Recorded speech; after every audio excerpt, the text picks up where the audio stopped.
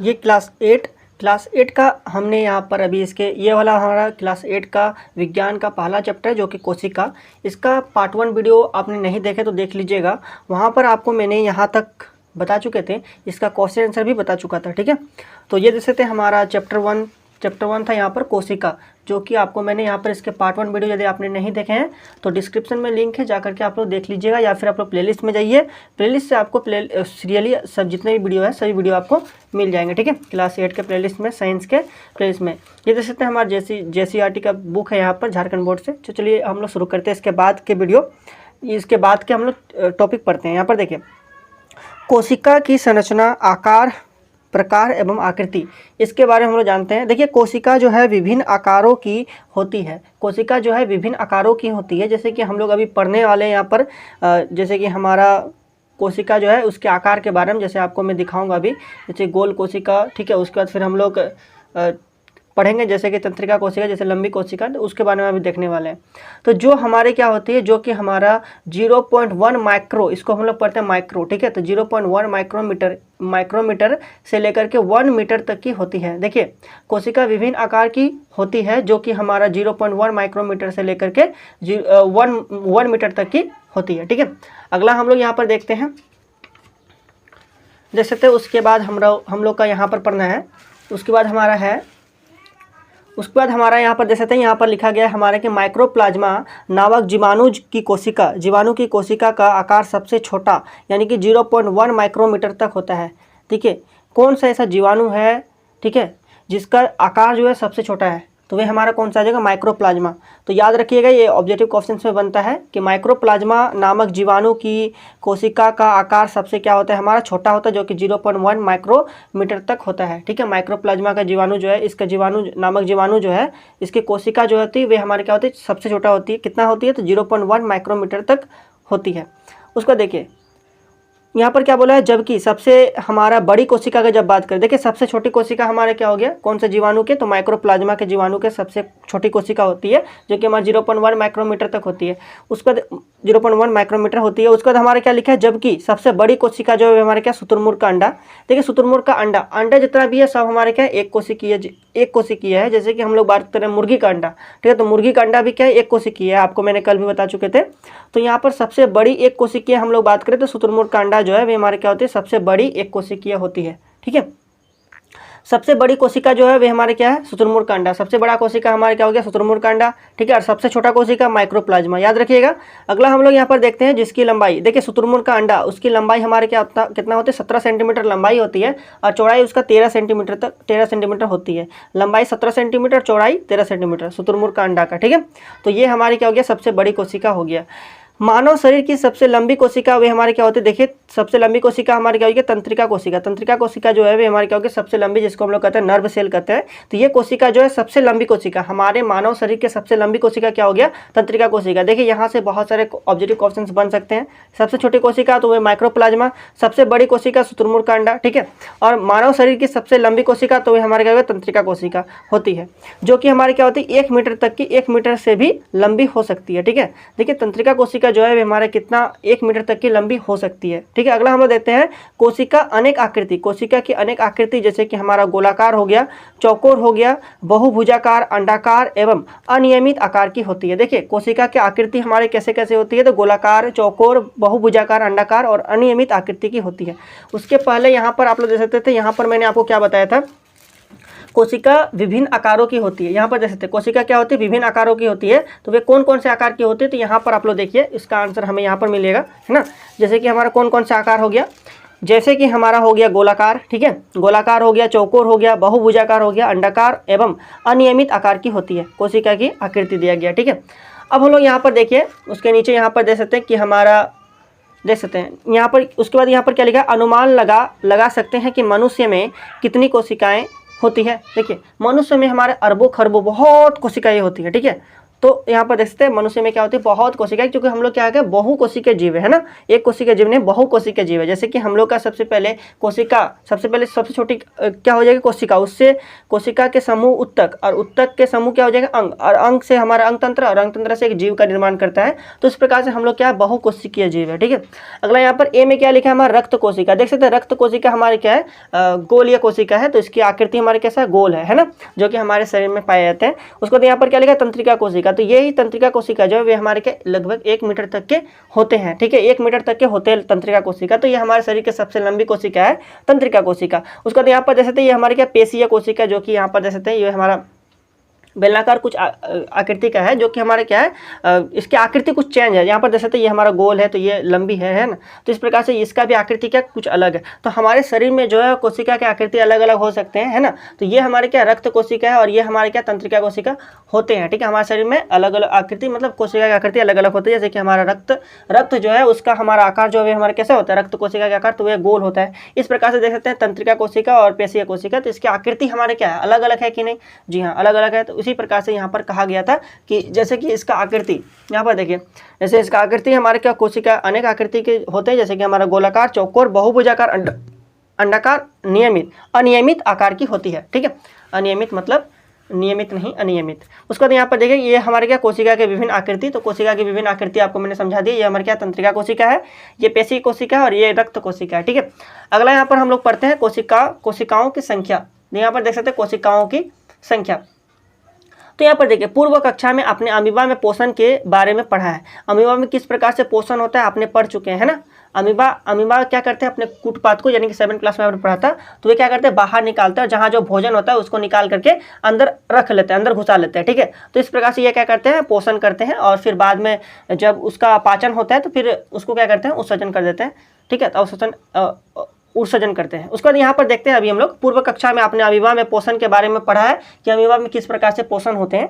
उसके बाद यहाँ पर देखिए आप जानते हैं कि किस प्रकार एक कोशिकीय जीव जैसे कि अमीबा में भोजन जो है वे हमारा अंतःग्रहण, पाचन, अवशोषण एवं उत्सर्जन की सभी क्रियाएं होती है। देखिए हमारा एक कोशिकीय जीव हमारे क्या है तो अमीबा है। एक कोशिकीय जीव क्या है अमीबा। तो अमीबा में हमारा सबसे पहले क्या होता है भोजन क्या होता है अंतःग्रहण होता है। अमीबा क्या करते हैं भोजन को ग्रहण करते हैं ना, ग्रहण करते हैं और अंदर घुसा लेते हैं अपने शरीर में। तो वे हमारे क्या एक कोशिकीय जीव है। अमीबा क्या है हमारे एक कोशिकीय जीव, जैसे अमीबा हो गया, पैरामीशियम हो गया, तो ये 7 क्लास में हमने पढ़ा था। तो ये सब हमारे क्या एक कोशिकीय जीव है। तो अमीबा यहाँ पर भोजन कैसे करता है, सबसे पहले अंतःग्रहण करता है, अंतःग्रहण करने के बाद पाचन करता है उस भोजन को, है ना। पाचन करने के बाद अवशोषण एवं उत्सर्जन कर देता है, अवशोषण और एवं उत्सर्जन करता है। ठीक है, तो यानी कि जो हमारे भोजन जो पच जाएंगे तो वे फिर क्या करते हैं उत्सर्जन करके बाहर निकाल देते हैं, उसका अवशोषण करके उत्सर्जन कर देते हैं, तो ये बाहर निकल जाता है। उसके बाद यहाँ पर क्या लिखा है कि सभी क्रियाएं होती है, साथ ही इसी कोशिका के द्वारा वृद्धि एवं प्रजनन क्रिया भी होती है। देखिए यहाँ पर ये क्या करते हैं हमारे क्या करते हैं अंतःग्रहण, भोजन को अंतःग्रहण करते हैं और अंतःग्रहण करने के बाद इसमें कोशिका क्या होती है, कोशिका की वृद्धि, इसके द्वारा इसके कोशिका के द्वारा वृद्धि होती है। इसके कोशिका जो है वे क्या होती है वृद्धि होती है। उसके बाद ये क्या करते हैं प्रजनन की क्रिया करती है। यह प्रजनन क्रिया किस प्रकार से करती है तो द्विखंडन के द्वारा करती है, कोशिका द्विखंडन के द्वारा। ये क्लास 7 में भी आप लोग का था, आपने यदि पढ़े हैं तो ठीक है। तो आपको मैं बता दूं यहाँ पर अमीबा जो है हमारा द्विखंडन विधि द्वारा जनन करता है। ठीक है, जैसे कि अपने केंद्रक जो है, केंद्रक को सबसे पहले 2 भागों में, जैसे कि यहाँ पर आपको मैं समझाता हूँ। जैसे कि ये जैसे तो ये हमारा क्या है एक अमीबा है। ठीक है, ये इसका आकार तो हमारा फिक्स नहीं है, ये किसी भी आकार का हो सकता है। तो ये हमारे क्या अमीबा है। ठीक है, तो ये अमीबा क्या करेगा अपने केंद्रक को बांटने का कोशिश करेगा। ठीक है, ये इतनी बड़ी अमीबा है। ठीक है, अमीबा कहाँ पाया जाता है तो अमीबा हमारे समुद्र में पाया जाता है और ये सूक्ष्म जीव होते हैं, यानी कि इसको हम लोग खुली आंखों से नहीं देख सकते हैं। ठीक है, बहुत ही छोटा होते हैं, नग्न आंखों से इसे नहीं देखा जा सकता नंगी आंखों से, तो इसको देखने के लिए हमें सूक्ष्मदर्शी की आवश्यकता होगी। तो ये हमारे क्या अमीबा है। और अमीबा क्या करते हैं जनन किस प्रकार करते हैं, यहाँ पर देखिए द्विखंडन विधि द्वारा जनन करते हैं। जैसे कि ये केंद्रक को अपना अलग करते हैं। ठीक है, केंद्रक को देखिए कुछ इस प्रकार से आपको मैं यहाँ समझा रहा हूँ। कुछ इस प्रकार से अमीबा क्या होते हैं बढ़ते हैं धीरे धीरे करके, और ये केंद्रक जो है 2 भागों में बंटने लगता है। उस प्रकार से एक ये देखिए फिर ये बट करके क्या होते हैं हमारे 2 भागों में पूरी बढ़ जाते हैं। जैसे कि एक हमारा क्या हो गया ये अमीबा हो गया, और इसके एक केंद्र छोटा सा केंद्रक यहाँ आ गया, और एक थोड़ा इसका केंद्रक फिर एक यहाँ आ गया। तो इस प्रकार से ये अमीबा जो है वे द्विखंडन द्वारा क्या कर लिया 1 से 2 हो गया, यानी कि अपना जनन कर लिया। ठीक है, तो इस प्रकार से अमीबा में जनन भी होता है। आगे यहाँ पर देखिए, आगे हमारा क्या है ऐसे जीव एक कोशिकीय जीव कहलाते हैं जो कि क्या करते हैं, देखिए मतलब कि एक कोशिकीय जीव हम लोग किसे कहेंगे, तो मुख्य रूप से एक कोशिकीय जीव जिसमें एक केंद्रक हो उसे हम लोग एक कोशिकीय जीव कहेंगे, है कि नहीं। तो ये अमीबा जनन किस प्रकार से किया, द्विखंडन विधि द्वारा किया, ठीक है। तो अमीबा हमारे क्या एक कोशिकीय जीव, जैसे यहाँ पर आपको फिगर दिख रहा होगा, तो ये हमारे फिगर में ये हमारे क्या केंद्रक है, ठीक है, एक ही वो केंद्रक है इसमें। तो ये हम लोग देखेंगे कि जिसमें एक केंद्रक रहे तो ये हमारे एक कोशिकीय जीव हो जाता है, ठीक है। तो ये क्या हमारे एगो केंद्रक है ना। ये सब क्या है, उसका भोजन है जो कि अंदर उसने घुसा लिया, ये रसधानी है उसका, ठीक है। तो इस प्रकार से ये हमारा अमीबा का एक पिक्चर है। आप लोग अमीबा का फोटो, इसका जो चित्र जो है वे आप लोग जरूर अपने कॉपी में बनाइएगा, ठीक है। तो ये अमीबा का चित्र है, आप लोग अपने कॉपी में बनाइएगा। आगे हम लोग देखते हैं, यहाँ पर देखिए, मनुष्य का शरीर तथा दूसरे जंतु जैसे कि हमारा हाथी हो गया या लंबे पौधे, ये सभी कई अरबों खरबों कोशिकाओं से मिलकर बने होते हैं और ये कोशिकाएं विभिन्न प्रकार, आकार एवं आकृति के होते हैं। देखिए यहाँ पर बताया गया है कि हमारा जो है, जैसे कि हमारा जितने भी जंतु जो है, जितने पौधे जो है, जितने पेड़ पौधे जितने भी है, जितने जंतु भी है, तो ये हमारे क्या बहुकोशिकीय जीव है कि नहीं, बहुकोशिकीय, जो कि हमारा अरबों खरबों कोशिकाओं से मिलकर बने होते हैं। और ये कोशिकाएं जो है भी हमारे क्या विभिन्न प्रकार, आकार एवं आकृति की होती है। कोशिकाएं क्या होती है, विभिन्न प्रकार, आकार और आकृति की होती है। परंतु यहाँ से ध्यान से देखिएगा, परंतु इन कोशिकाओं का आकार उनके शरीर के आकार पर निर्भर नहीं करती है। देखिए इन कोशिकाओं का आकार जो है उनके शरीर के आकार पर निर्भर नहीं करता है ना। कोशिका के आकार उनके शरीर के आकार पर निर्भर करता है क्या, नहीं करता है, बिल्कुल नहीं करता है ना। तो इस प्रकार से यहाँ पर यह कहा गया है। उसके बाद हम लोग देखते हैं, आइए जाने उत्तक को। अब हम लोग उत्तक को जानते हैं। देखिए उत्तक आखिर है क्या, ठीक है। देखिए कोशिकाओं का समूह जिसकी रचना, उद्गम तथा कार्य समान हो वह मिलकर उत्तक बनाते हैं। देखिए तो मतलब कि एक ही तरह के कोशिका है ना, एक ही तरह के कोशिका जिसका हमारा कार्य क्या हो, समान हो, है ना, तो वे मिल करके क्या बनाते हैं, हमारे उत्तक बनाते हैं। तो उत्तक का यहाँ पर डिफिनेशन है, आप लोग देख सकते हैं, इसको अपने कॉपी में भी लिख सकते हैं। उत्तक का डिफिनेशन, कोशिकाओं का समूह जिसकी रचना, उद्गम तथा कार्य समान हो वह मिलकर क्या बनाते हैं, उत्तक बनाते हैं। तो ये हमारे क्या डिफिनेशन है उसका, आप लोग जरूर लिखिएगा। दो या दो से अधिक उत्तक सम्मिलित होकर ये क्या बनाते हैं, अंग का निर्माण करता है, ठीक है, अंगों का निर्माण करता है। उसके बाद देखिए ये अंग, उसके बाद देखिएगा ये अंग एक या अधिक कार्यों को संपादित करते हैं और शरीर के सभी अंग मिलकर जीवन संबंधी सभी कार्यों को पूर्ण करते हैं। ऐसे जीव हमारे बहुकोशिकीय जीव कहलाते हैं, ठीक है, बहुकोशिकीय कहलाते हैं, बहुकोशिक कहलाते हैं। बहुकोशिक मतलब बहुकोशिकीय, दोनों एक ही चीज़ है, बहुकोशिक कहलाते हैं, है ना। देखिए सबसे पहले हमारे क्या है, कोशिका है। कोशिका किसे कहते हैं, शरीर के रचनात्मक और क्रियात्मक कोशिका कहते हैं। तो कोशिका से हमारा एक ही प्रकार के कोशिका से हमारे क्या बनता है, उत्तक बनता है। और उत्तक जो है, उत्तक से हमारा मिल करके एक अंग बनता है और अंग से हमारा अंग तंत्र और अंग तंत्र से हमारे एक जीव का निर्माण होता है। तो इस प्रकार से हमारे क्या होते हैं, तो इस प्रकार से हम लोग क्या है, बहुकोशिक है। क्या है, हम लोग बहुकोशिक जीव है। जैसे कि हम लोग हो गए, जीव जंतु जितना भी है ना, जितना भी जीव जंतु है, पेड़ पौधा जितना भी आपको दिखता है, सब हमारे क्या बहुकोशिक जीव है, ठीक है। अगला हम लोग देखते हैं, अगला देख सकते हैं यहाँ पर हमारे, देख सकते हैं ये हमारे क्या है, बॉडी है, हमारा शरीर है। इस प्रकार से यहाँ पर दर्शाया गया है। अब यहाँ पर देखिए आपको जानकर आश्चर्य होगा, ध्यान से सुनिएगा, आपको जानकर आश्चर्य होगा कि अरबों कोशिकाओं वाले जीवों के जीवन का प्रारंभ भी एक कोशिका से ही होता है जो एक निषेचित अंडा है। देखिए ये वाला आप लोग पढ़िएगा अभी, उसके बाद मतलब कि एक इसी क्लास में आपको पढ़ना है, मतलब कि यहाँ पर देखिए इसी बुक में आपको पढ़ना है कि किस प्रकार से निषेचन क्रिया ये सब होती है। तो आपको मैं पढ़ाऊंगा। तो सर यहाँ पर छोटा सी चीज़ आपको जानना है कि यहाँ पर बोला गया है कि आपको जानकर आश्चर्य होगा कि अरबों कोशिकाओं वाले जीवों के जीवन का प्रारंभ भी कोशिका से ही होता है, एक कोशिका से ही होता है जो कि निषेचित अंडा है। जिसे देखिए सबसे पहले नर और मादा क्या करते हैं, निषेचन क्रिया करते हैं। और निषेचन क्रिया करने के बाद शुक्राणु और अंडाणु आपस में मिल करके सबसे पहले क्या होते हैं, एक कोशिकीय होते हैं।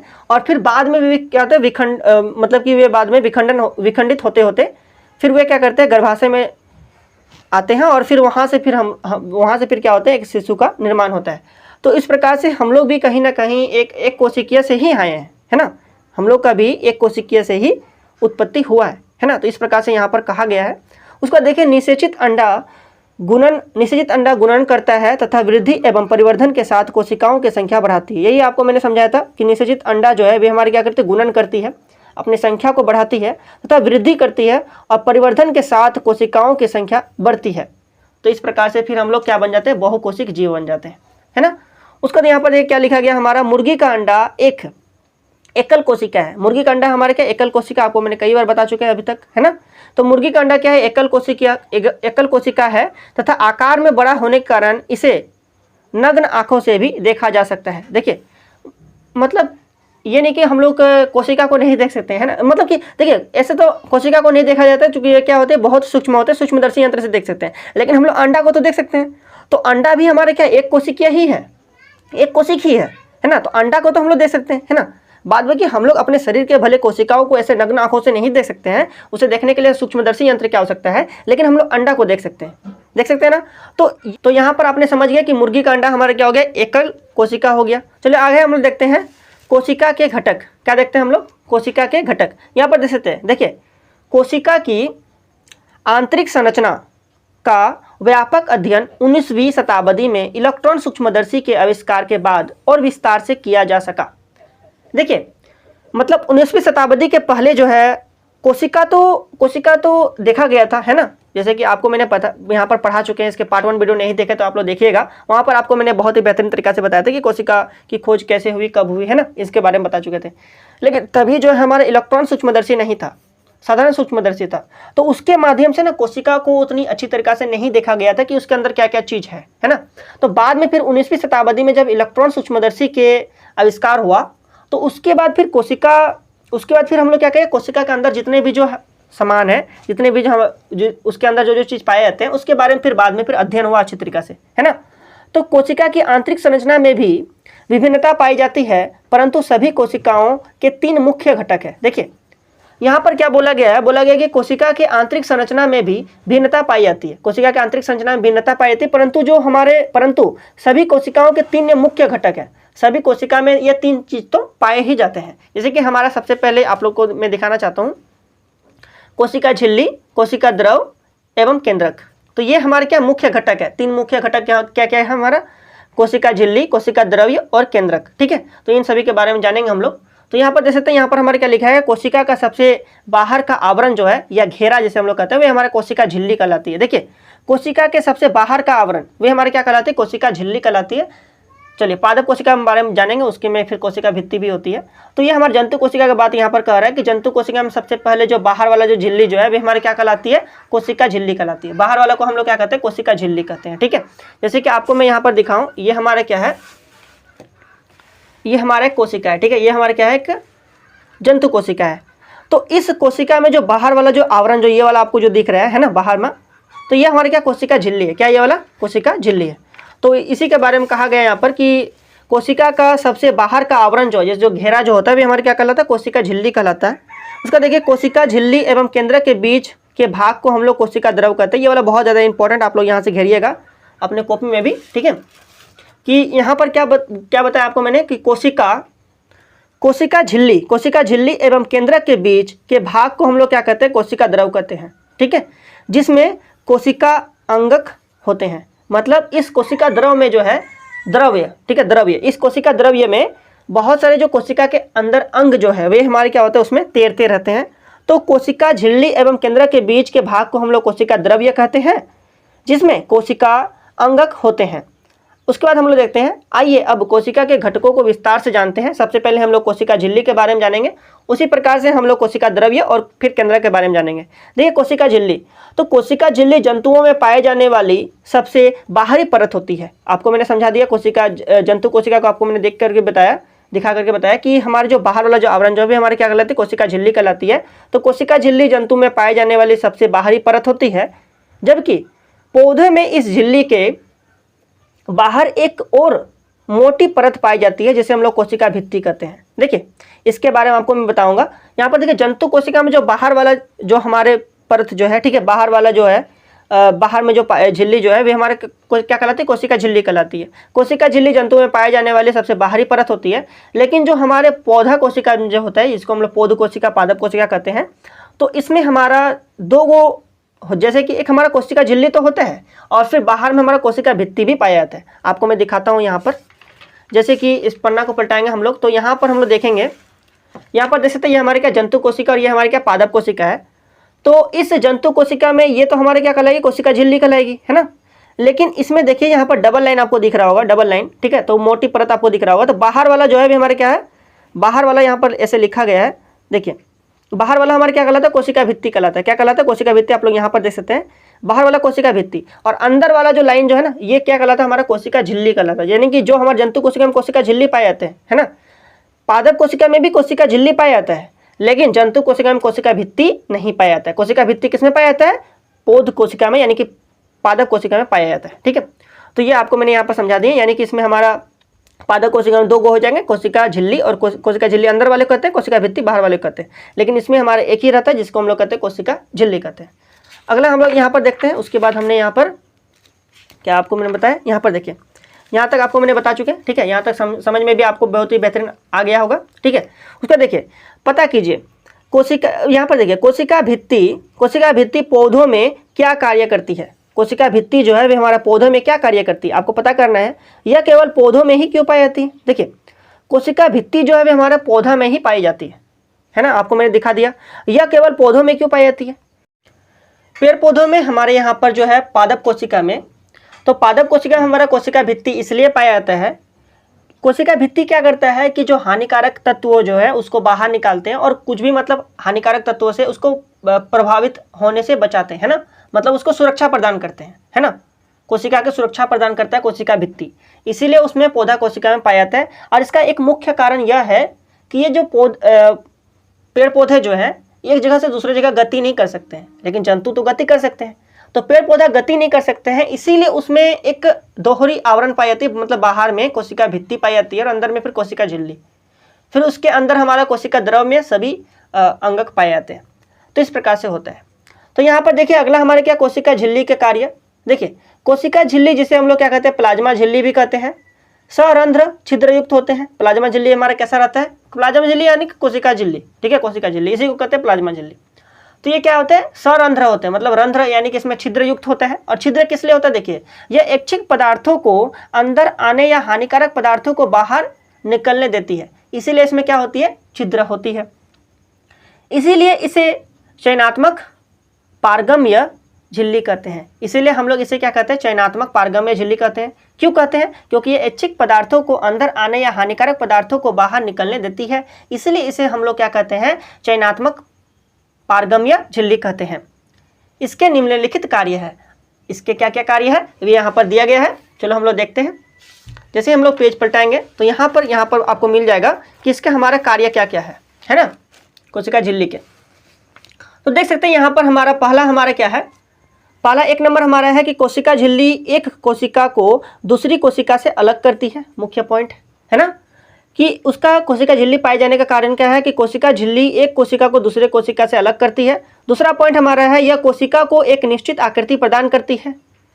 3 नंबर हमारा क्या है, अंदर के यानी अंदर मतलब आंतरिक अंगकों को सुरक्षा प्रदान करता है। आंतरिक अंग हमारे क्या क्या हो जाएंगे, जैसे आंतरिक अंग में आ जाएंगे हमारा माइटोकॉन्ड्रिया, गोल्जी काय, राइबोसोम, हरित लवक, रसधानी और भी बहुत कुछ होते हैं। तो ये हमारे आंतरिक अंगक होते हैं, तो इसको सुरक्षा प्रदान करने के लिए हमारा कोशिका झिल्ली होता है।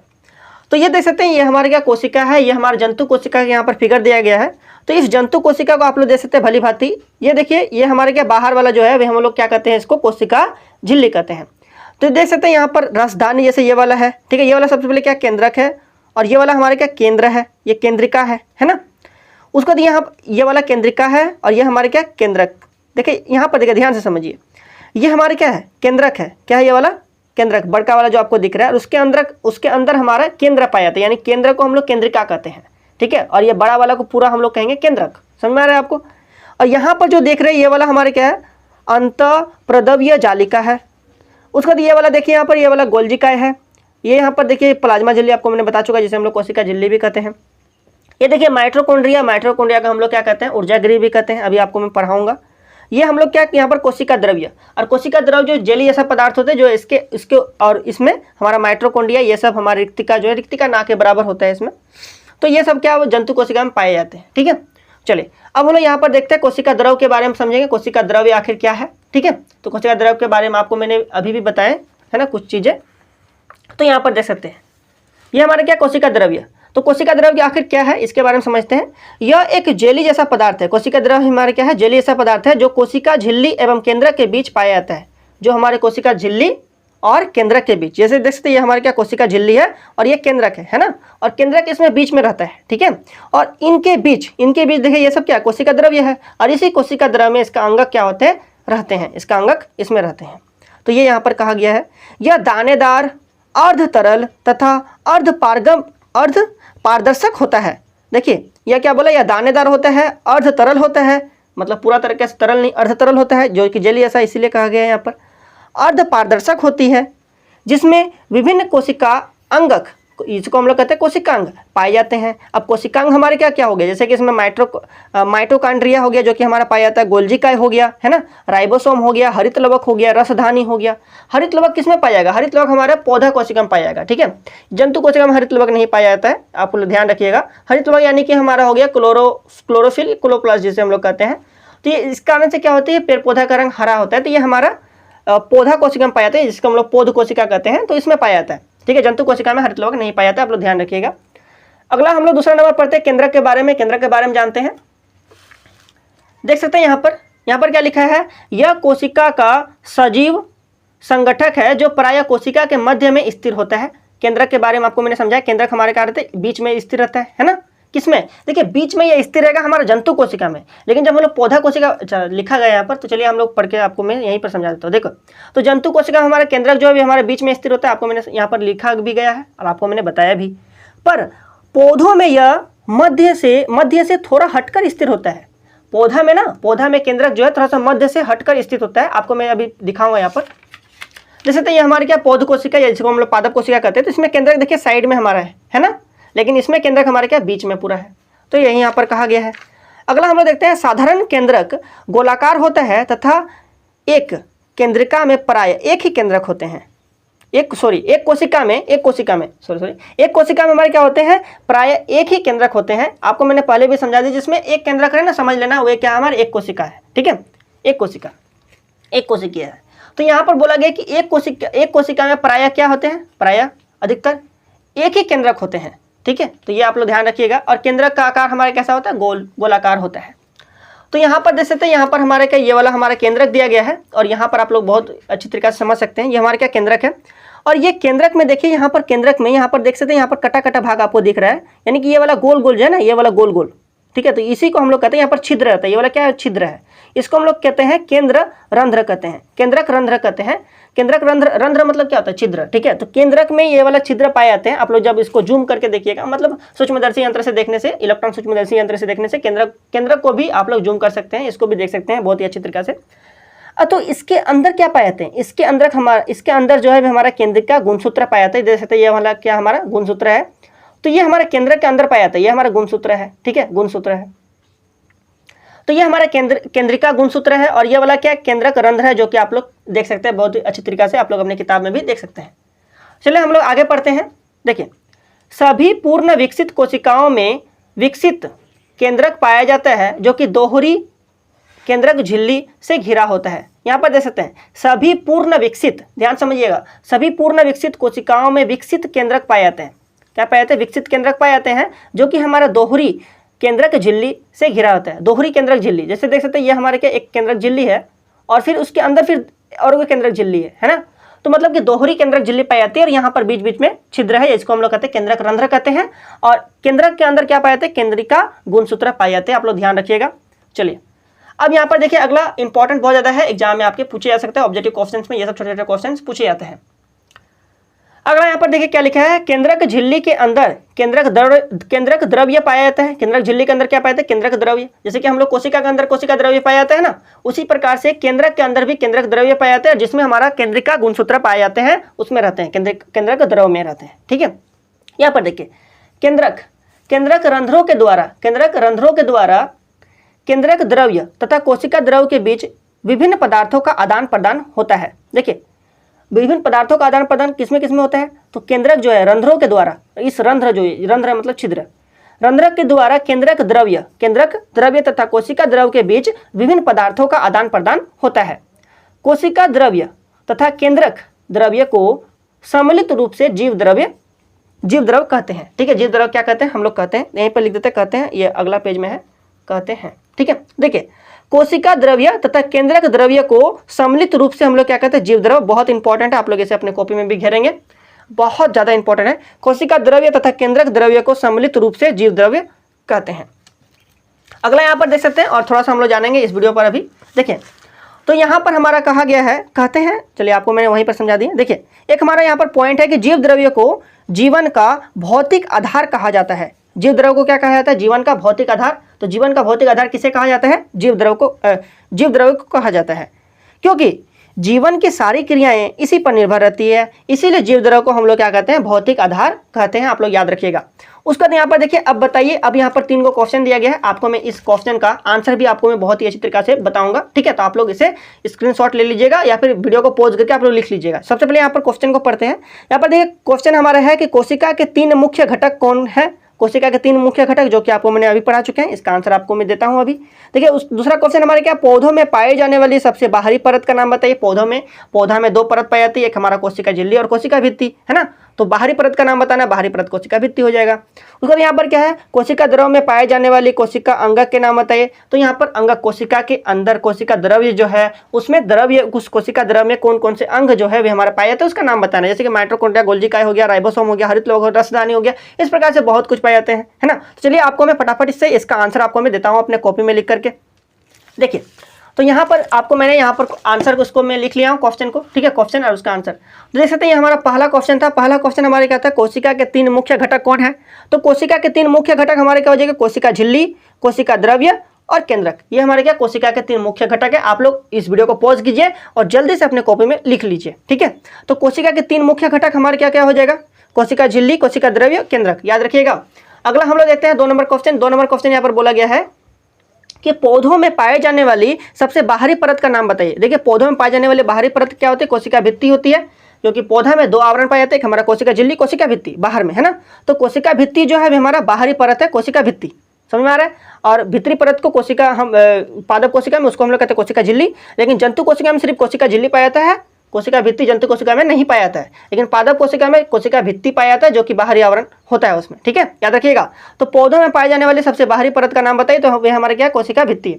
अगला यहाँ पर देखिए कोशिका द्रव्य। कोशिका द्रव्य में पाए जाने वाले कोशिका अंगक के नाम बताइए। कोशिका द्रव्य में कौन कौन से अंग जो है पाए जाते हैं। तो यहाँ पर आपको किताब से ही आपको मैंने यहाँ पर आंसर को लिखा है। यहाँ पर ये वाला क्या, माइटोकॉन्ड्रिया, गोल्गी काई, राइबोसोम, हरित लवक, रसदानी। तो ये हमारे क्या, कोशिका द्रव्य में पाए जाने वाले कोशिका अंगक है। तो इस प्रकार से अभी इस वीडियो में हम लोग इतना ही रहने देते हैं। उसके बाद वाला वीडियो यहाँ से शुरू होगा। ठीक है, उसके बाद और एक पार्ट आएगा अभी, तो ये पार्ट 2 वीडियो है। तो पार्ट 1 वीडियो आपने नहीं देखा तो डिस्क्रिप्शन में लिंक है, जाकर के देख लीजिएगा। बहुत ही बेहतरीन आपको मैंने यहाँ पर समझा दिया, कोई भी डाउट आपको मैंने रहने नहीं दिया। सभी क्वेश्चन को बहुत ही विस्तृत तरीके से बताया, सभी एक एक लाइन आपको मैंने पढ़ के समझाया। तो उसके बाद वाला वीडियो यहाँ से शुरू होगा। तो बस तब अभी इस वीडियो में इतना ही, मिलते हैं अगले वीडियो में, तब तक के लिए बहुत बहुत धन्यवाद।